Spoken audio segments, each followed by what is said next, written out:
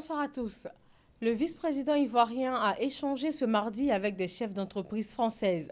Il a d'abord rencontré Olivier Bouygues, le directeur général délégué du groupe Bouygues. À l'ordre du jour, l'état des lieux des projets engagés par le groupe en Côte d'Ivoire. Ensuite, Daniel Camblon-Decamp a eu une séance de travail avec une délégation du patronat français séjournant actuellement à Abidjan. Aujourd'hui, mardi 28 février, est un jour particulier dans les établissements scolaires pour les tout-petits du jardin et du primaire.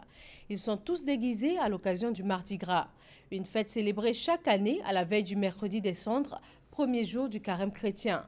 Des processions dans les rues, des repas partagés, un lieu et place du programme habituel. Parc se reconnaît. C'est tout petit, vêtu d'un pantalon bleu foncé, d'une chemise bleu ciel et d'un calot sur la tête. Ces femmes, elles, portent des treillis. Ce sont les élèves et les maîtresses de la maternelle du groupe scolaire Les Angenois d'Abobo.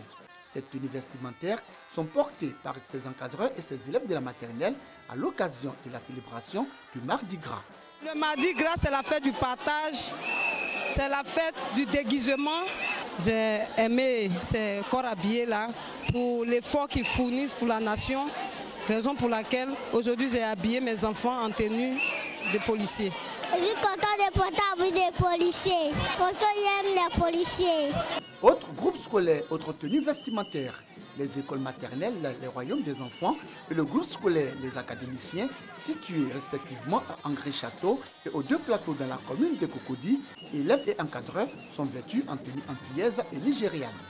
C'est une occasion pour nous de présenter la culture de la Côte d'Ivoire et même au-delà de la Côte d'Ivoire, partout en Afrique. Une façon de parler d'intégration. Cette année, j'ai dit aux parents de se mettre en tenue nigérienne. Après, c'est la prise de photos pour les souvenirs. À l'école maternelle Pavillon de la Grâce située à la Riviera 2, c'est la tenue vestimentaire du Burkina Faso qui a été retenue cette année. Au cours de cette période festive qui marque la fin de la semaine des 7 jours gras, les enfants n'ont pas boudé leur plaisir. Je suis content de fêter Mardi Gras mes amis. En plus des encadreurs, ces tout petits de la maternelle étaient accompagnés pour la circonstance de leurs parents. Je suis vraiment fière que ma fille s'accommode une autre culture, c'est excellent. Mon enfant a porté un tenue de policier là, ça me fait tellement plaisir que puis son père est encore habillé, mon monsieur mis c'est vraiment dit. Autrefois appelé jour charnel, le Mardi Gras est célébré chaque année à la veille du mercredi des Cendres, mercredi qui marque le premier jour du carême chrétien.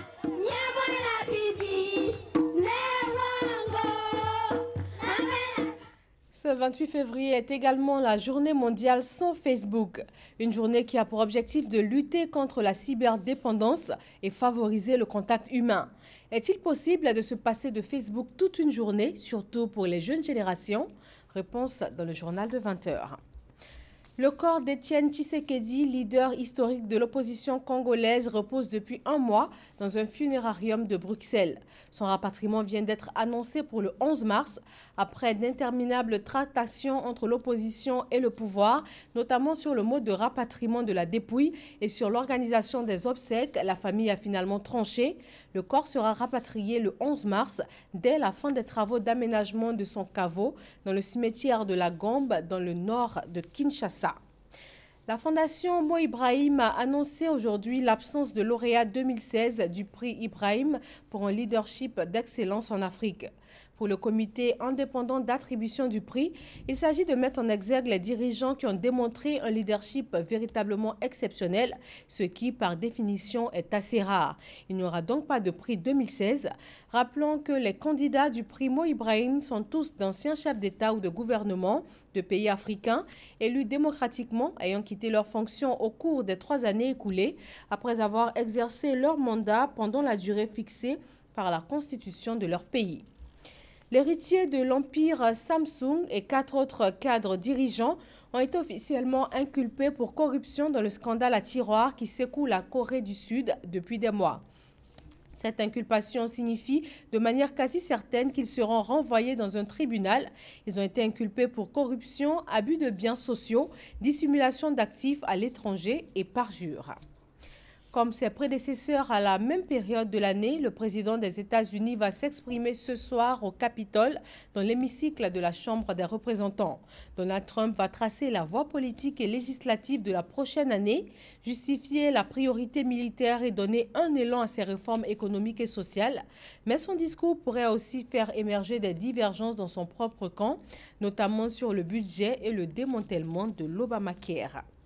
Voilà pour ce Flash Info. Merci de votre attention. Le journal dans un peu moins de 2 heures sur RTI 1. À tout à l'heure.